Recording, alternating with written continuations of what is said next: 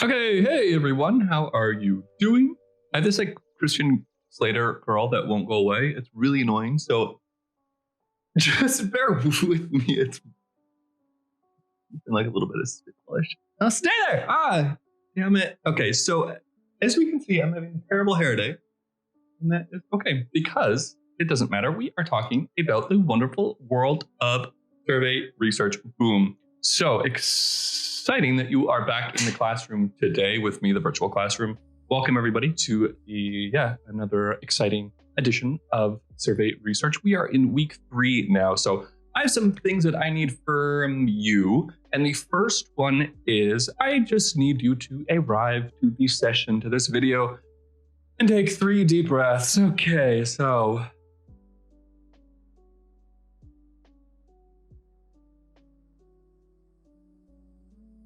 everyone.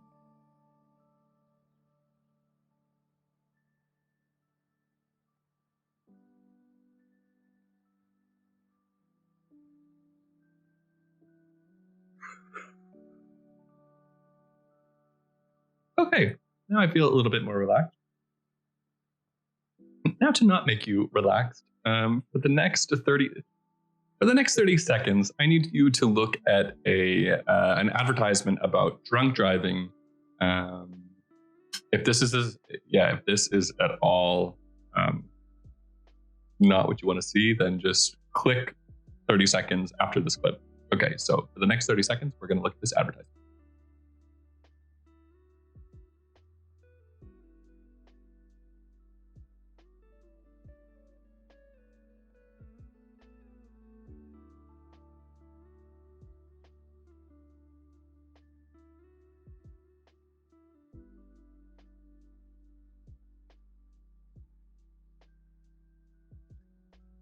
Okay, now, pretending that we're in the class, I would ask you this question on a scale from 1 to 7, very negative, 7 is very positive.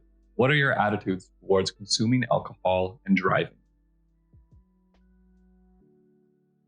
Now, in a perfect world, I would ask the 3A version this class, and I'd ask the 3B version. I'd ask them this same question, but I wouldn't show them this image. And I would see if there are differences between your attitudes towards drunk driving based on an image that I showed one group and not the other group. So what I would have conducted is an experiment. Now, this is all what we're going to be talking about today. The agenda is pretty stacked. We are going to start off with variables. We're going to talk about independent variables, dependent variables. Then we're going to go to experimentation. We're going to talk about manipulating independent variables, stimuli, experiment group, control groups, measures, of course, pre and post measures, measuring your dependent variable, experimentation versus self-reporting. We won't touch much on that, actually. We'll talk a little bit about reliability. And then afterwards, in a different video clip, we're going to be talking about Qualtrics. Cool. So if you already understand dependent and independent variables, you can skip on ahead, but let's get going. So now recall, back from the very beginning, that a variable is something that we just want to measure. We have concepts in this world. We have ideas. We have things that we conceptualize, and a variable is just a representation of this conceptualization. So we've talked about this a little bit before in Practical Research Skills 2, but anyways, we've also discussed the type of data that we want to gather. So previously you learned about nominal variables, ordinal variables, and interval variables, and the different types of data and data expression that we can operationalize our variable with. Let's just say that we have a concept, regarding how long the sun is in the air, the amount of sunlight, let's say, or even just the hours that somebody is exposed to sunlight. This, for example, is a variable. Ta-da. Now, let's just say that hours of sunlight, let's say that our unit of measurement is hour, so therefore our variable would be an interval variable. Now, we also keep that information over here in the side of your brain. Now, we also know that there's many things in life that interact with one another. Many things that can be measurable or different conditions that influence other things. So we know, broadly, we know things affect things, right? So we have specific terminology in science pertaining to this, whether or not something can be influenced and whether or not something is influenceable. So when we are talking about things that can influence other things, we are talking about these variables, these concepts that can influence other things. So recall that from practical research skills too, you learn that things can influence each other. And let's take the example of hours of sunlight. We know that the amount of hours of sunlight affects certain things. Like, for example, the depression, seasonal depression. The amount of hours that somebody is exposed to can influence rates of depression.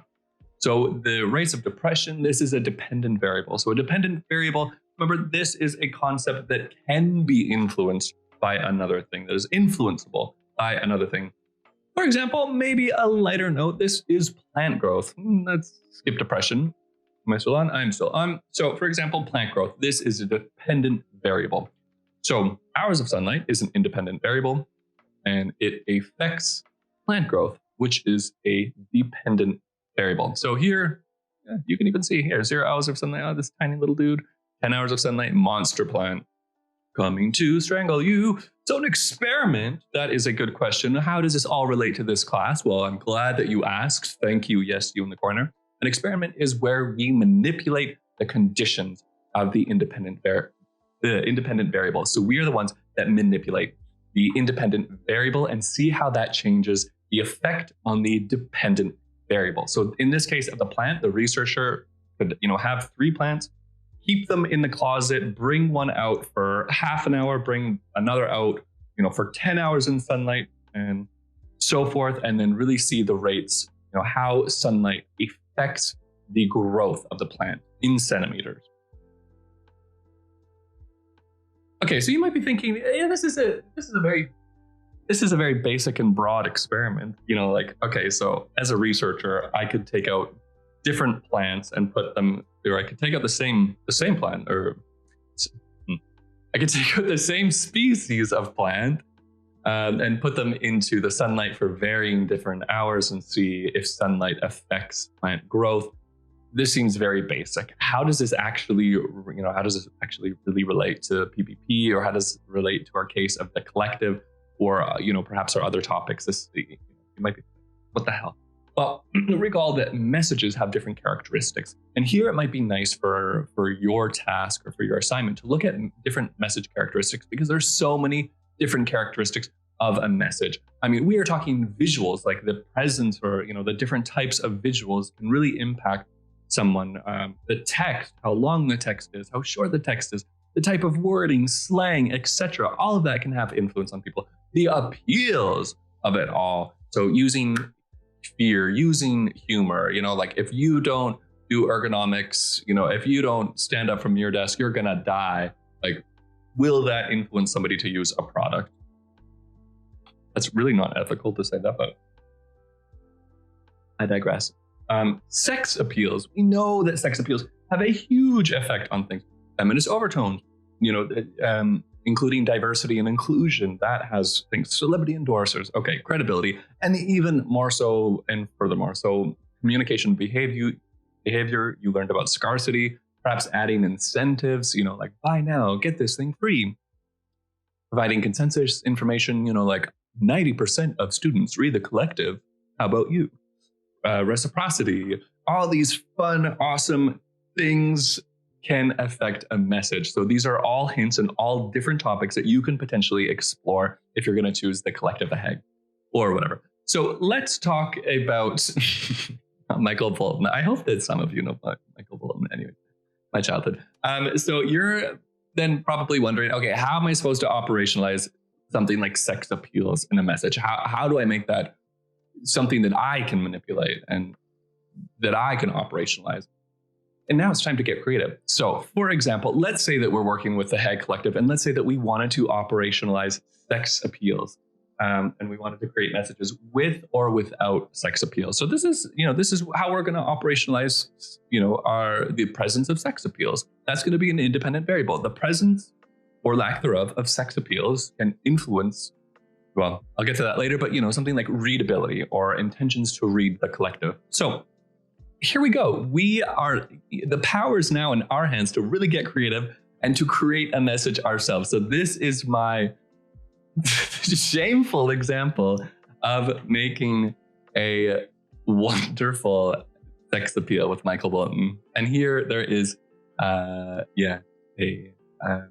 experiment group that does not see a sex appeal. Now, it's important to note here that one group sees one message and the other group sees the other message. When we're talking about experiments, your respondents, your people that you're experimenting on, are never in the same experiment group. So they won't see both of these messages. One group will see one, the other group will see the other. So let's talk about scarcity, because maybe sex appeals, that's a bit far out there. But for example, scarcity, right? A message containing scarcity. Only 24 hours left before the free access of the second issue ends or expires. And then nothing. Read our next issue. So here we have a scarcity appeal. Here we don't in our A/B experiment test. So in our experiment, here's one group that you see the scarcity message, the other group that you don't see the scarcity message, and you want to see if scarcity affects readership rates. Great. Now, it can be more than two different types of messages. A/B tests, you can say A, B, C, D tests for this. For this class, A/B test is perfect, but you may also, in a further career, in your own fun or joy, you can understand that there can be different groups. And of course, there's different types of messages, but there can be different groups in which you operationalize sexiness. So we can broaden the appeals of sex appeals. So here we see Michael Bolton, we're going to operationalize sexiness with the amount of skin showing. So that's how I'm operationalizing sex appeals in a message, is the amount of skin showing. So in a very sexy appeal, here's Michael Bolton. He's just gotten some satin sheet for days. Sorry. Not bothered. Here he is just showing us his nips. And then here he is with his luscious hair, but he is fully clothed. So this is this is how I'm potentially operationalizing sex appeals. And one group would see would only see this, the other group would only see this, and the third group would only see this message. Now, to bring it all back, let's see that sex appeals is our independent variable, and reading the second issue, I believe it's the second, look at our second edition, reading the second issue is our dependent variable. So when we conduct our experiment, again, our respondents will only see one of the images. They'll be placed in only one of the conditions and not the others. Now, these, as I said before, conditions. This is when we have, when you see something, when there's different experiment groups that see a different stimuli, we can also call these conditions. So one respondent is placed in one condition, the other is placed in another condition. So anyways, and then we can go on to see how likely we can, after they're placed in the condition, they see the message. They might be asked questions about, okay, how likely are you to click on this text or go to the Instagram page? We'll get to this later. But basically, the reason why we really like to do experiments is because we see we look at the differences between the groups, between the conditions reaction. So if we're measuring something like, how likely are you now to go click on this link and read the latest edition of the Head Collective, we will see the amount of people that will either indicate their interest or literally click on the link between the different conditions. So really, we're not relying on self-reporting here, because self-reporting in the research world is just very inherent biases. We want to see the actual action or even the actual intention, but we don't want to show them, for example, all three of the visuals, or let them see all three conditions and say, which one do you like most? Which one would most likely make you click on the link? No, we want to definitely look at and see which condition really does have the most objective impact on our dependent measure. So yes, that. Okay, moving on. So you might see how we might, see this. So this could be condition 1 or condition A. This would be condition 2 or, condition B, condition, or even you can say group, but to be scientific and correct, we say condition, condition 3 or condition C. Moving on. So this would be condition A, and this would be condition B. You got it. So when it comes to this, the pictures that we show them in the different conditions are called stimuli. So this is also too some nice fancy scientific wording. Stimuli, this is what they're being exposed to. For example, this wonderful picture of, not a wonderful tick, but this, mock-up of an Instagram story with the scarcity text is called a stimuli. This is also called a stimuli. This is just a stimuli without the scarcity messaging. So moving right along. Now, a stimuli is, to break down the definition, this is just an event or a thing that evokes a specific functional reaction in an organ, like your brain or your heart, yada, yada, yada. So in your method section, I would like to see how you operationalized your concept and how you, basically how you created your stimuli. So I would operationalize my concept of sex appeal and say, the amount of skin showing in a male model, just assuming that the readership is primarily female, or this is my own personal bias because Michael Bolton. Yeah, awesome. Anyways. And then, how you created your stimuli. So I took pictures of the same model just to, cancel out any sort of bias. If I used, different people that looked different, I choose the same model with varying levels of skin showing. So I would do that, and then I'd move on. Bonus points, if you take your rationale from research articles, that is great, especially if you basically use the same stimuli that they did. So can you copy another previous work's stimuli and what they did? Yes, please do that. If you go into doing a master's, you will most likely be asked to do this just because that, it's peer reviewed, it's tested, it increases your validity. Ooh, yeah. So A/B testing. Now, just to wrap up everything in this fancy term called A/B testing, these experiments that we're doing are called A/B testing. So there's condition A and there's condition B. Facebook, if you worked for Facebook later on in your career, they called this split testing. So indeed, condition A, condition B. So here is condition A. The resolution is quite crap. I'll move myself out of the way. Yep. So here, welcome to our website. The click through, so what they did is they changed the color here, or they have the color blue here. And in a different condition that other people saw, they have the learn more in green, and they have a little arrow. So some respondents saw this, some respondents saw that, or were placed in condition B. And then they measured click-through rate, and it looked like this green visuals plus this arrow led to 20% more click rate. Cool. Now, Facebook did this. I think many of you know that like Facebook's evil and it's going to overthrow democracy. Kidding. With Facebook, what they did is they just tested simple messages in 2012, and they made one condition more normative and the other not. So this resulted in, I believe around at least 100,000 more votes. Now, you might encounter information about control groups.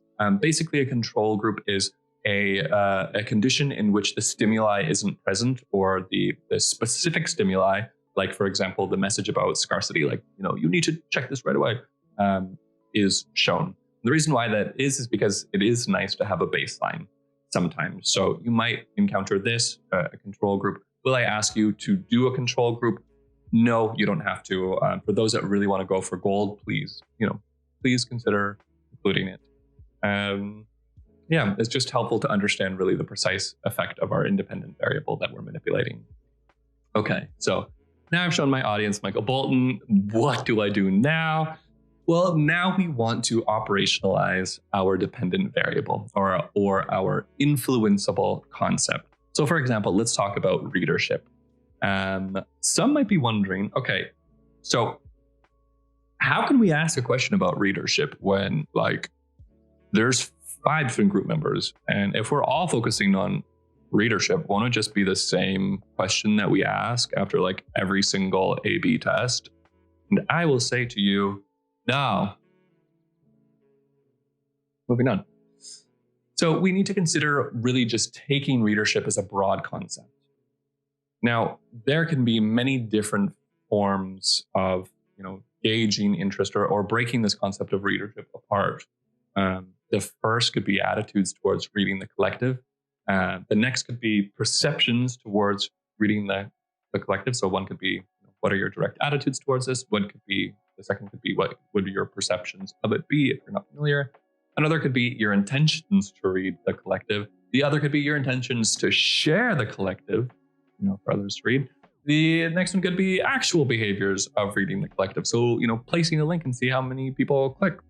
Another one could be your behavioral beliefs. So what do you believe about the behaviors of reading the collective? So taking this, even just something like readership, we can really just break this apart and just see all the different facets and all the many different types of ways that we can ask about readership. So here is enough, for example, for each one of your group members to talk about. Bam. Now let's talk about, let's say something like behavioral beliefs about reading the collective. This is a nice one. So to get reliable data, we also have to ask more than one question. Now in science, we call this reliability. And in Mr. Hansen's class, you touch upon, you will have learned about reliability, but really we want to know how reliable we want to make sure that the questions that we're asking reliably give us information about, the concept that we're asking about. And usually if we ask only one question, sometimes, we have different things like the wording can throw people off. They don't understand it. They interpret something completely the wrong way. And the more we ask, kind of similar questions about it, pertaining to this concept, the more reliable we can trust our data. So if we ask 3 questions about readership or 4 questions about behavioral intentions to read the collective, that will give us a lot more reliable data than if we just ask 1 question about the collective. So this is where we can also head to research. Let's, we look at some literature to see if there's some questions regarding what we're asking. So I'm going to look at Mr. Eisen. He is the wonderful, close my Reddit tabs. He is the wonderful he's a wonderful person regarding behavioral stuff. So he has, even like a sample questionnaire. Great, let's do it. So sample questionnaire, let's see if he has stuff about behavioral beliefs.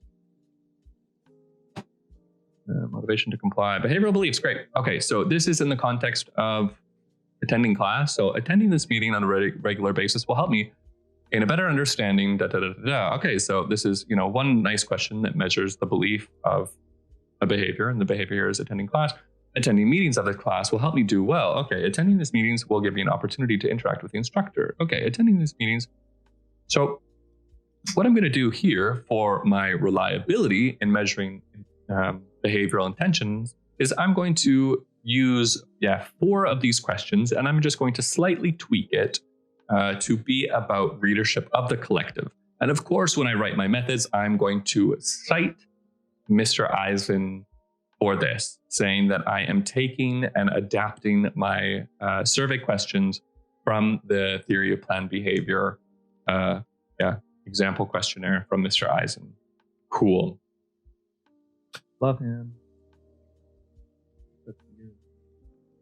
Sorry, I'll never do that again. Yeah, totally will. Now, moving on. So we can have something like reading the collective will help me gain a better understanding of the world around me. Sure. Reading the collective on a regular basis will make me miss out on other activities. Reading the collective on a regular basis will subject me to tedium and boredom. Reading the collective on a regular basis will subject me to an excitement and interest. Reading the collective on a regular basis will help me further my connection to the university. So as you can see, all of these do measure behavioral beliefs, and we have, different beliefs that we are looking at because, of course, intention, the belief about a behavior, it's not bound to just one thing, like, gaining a better understanding of the world. So we want to open that up and ask questions about that. Nevertheless, we should ask some general behaviors and or attitudes about your topic. So, for example, if we're talking about the Hague Collective, we would ask, before even the stimuli. And sometimes some researchers actually put this after. Yeah, that's also fine too, just so long as we're getting a general understanding of the behavior. We would ask something along the lines of like, how often do you read online magazines? What are your thoughts of reading online magazines? How many people in your network read online magazines? Just, something about general attitudes. So not, do you read the Hague Collective? It's more so, do you read articles online? It could be that some of the people that you're asking just simply don't read online magazines, or they simply just don't look at online articles. And this is really important to note, because then we can kind of understand this. But when it comes to our stimuli of like sex appeals or scarcity, of course it's not going to work, because our respondents just don't do this behavior to begin with. Now, you might be saying, yeah, but if they aren't reading surveys online, then our whole survey is a waste. And I would slap you, Chad, and I would say, no, research is to gain an understanding and an insight. So for this class and for good academic research, even non-answers and no findings are still findings. If you see that, if we're talking about the Hague Collective and it's 90% of people say, I don't read online articles, that's awesome. That we can focus on the 10%, look at some of the demographic characteristics of that 10%, and create new survey research or new research that go after them. So please, I think that this is something so important, and that you see it in academic research all the time, that people are really pushed to find these meaningful insights and these meaningful answers. And honestly, that's why I have such doubts and skepticism over the current academic model. It's like it incentivizes finding results, and sometimes that leads to manipulating survey results. So please, the ethical and real academic approach is non-answers and no findings can still be interpreted as interesting points. Okay, that's the end of my sermon for that. Anyways, okay, so we slapped Chad out of the way again. And now let's talk about, again, just to go back for reliability. So when I broke apart behavioral intention, I asked a bunch of different questions regarding beliefs about a behavior, and they looked, they were slightly different. However, this really represented the behavior more as a whole than just one question. And this really does increase the reliability of your data, because if somebody is saying, yeah, I don't read, well, you know what I mean. Okay.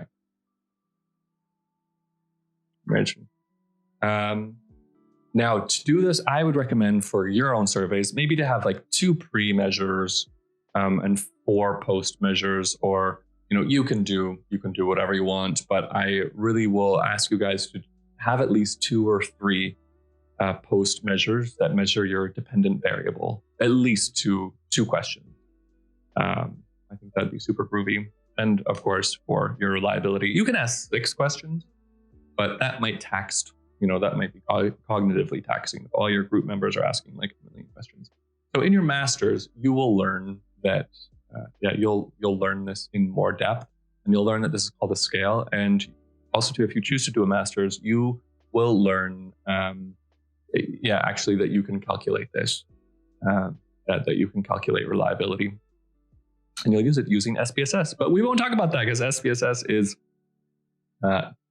here. So moving right along. The survey experiment flow. Now, how we should be organizing our survey is we will have, when we start to create your survey, you will have a statement of consent. You will go on to either asking your demographic questions at the beginning or demographic questions at the end. Then your group member will have their pre-measures, their stimuli, their A/B test, and then the post-measures. Then group 2, pre-measures, stimuli, post-measures. Your group member number 3, pre-measures, stimuli, post-measures, etc., etc. Fabulous. So demographics. So we know that demographics are like questions pertaining to like age, gender identity, blah, blah, blah, blah, blah. Educational level. You can also ask like religion, economic status, ethnicity. I prefer ethnicity over race because I think scientifically speaking, that's actually more accurate and precise language. You in your masters, you will start to see that some demographic characteristics can influence your findings. We won't go into this, but this is just helpful for you to know. Now, also to different social media platforms, demographics, etc., etc. Let's just move along here. Now, starting with your demographics is the first thing that your respondent sees does have some pros. The pros can be, it can really, allow your respondents to easily engage and start with your survey. Cognitively speaking, these are really easy questions that they, of course, can answer, like, what is your nationality? How old are you? It gets them really in the mood of answering questions. So they get used to the style and format of the survey. And this can reduce any sort of data noise. Now, also too, because they're very easy to answer, this has kind of a foot in the door persuasion technique. They're less likely to quit the survey in first glance. If you start a survey with a lot of difficult questions, it's more likely that you'll have high survey dropout rates, so people will leave your survey. The cons will be that if you ask, or if your surveys have any sensitive questions, people will be less reluctant to tell the truth, either because they, I think really because they're primed in that they gave personal information like age and gender, and it might be something that, they'll be afraid that these surveys can be traced back to them. Also too, if just to keep in mind, if you have too many demographic questions, like if you have 15 demographic questions, they will expend some cognitive load answering those questions and have less cognitive capacity answering your survey questions later on. Okay. And also too, they might assume that the demographic questions are central to the research. I digress. It has, each way is perfectly fine. They just have pros and cons that you should be aware of. Now, the second is that, if you include demographics in the last blocks of questions, the pros is that you save the easy questions for the end. So, if your respondents have no cognitive capacity to answer any more questions, they can just, easily answer these, okay, how old are you? It's like, okay, I know this, easy.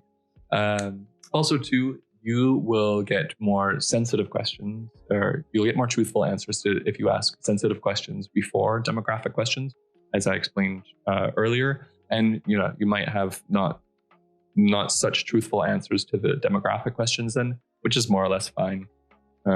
If you're not looking at any sort of relationship or meaningful insight of demographics. So there you go. So this is what I hope to see for your survey. So you have a statement of consent, asking people for their consent for your survey. And then you choose either to have your demographic questions at the start or the end. And then, you just have your pre-measures, your stimuli, your post-measures, pre-measures, stimuli, post-measures. And this is, up and until group number 5 or 6. Now let's check out Qualtrics. Come on down. And that concludes. Okay, come on down. Now here is the ending screen, where if you want to, you can subscribe to this channel. I am so close to getting 100 subscribers, and I know that this isn't really. It's kind of it's embarrassing, and it's not embarrassing, but it makes me shy and nervous. But a long time ago, when I made my YouTube account, I think this is back in 2011, when I was I don't even know what I was thinking or what I was doing, but I named my YouTube account Rob as a banana, and I can't get rid of that until I hit 100 subscribers. YouTube allows you to change your YouTube, like the link, like the official name link of your YouTube account. And I really want to change it to Cool Teacher Rob, but I can't because I don't have 100 subscribers yet. And it's still Rob is a banana. And it's like, so if you want to subscribe, please do it. It's just right there. Thank you. Oh, Lord Jesus.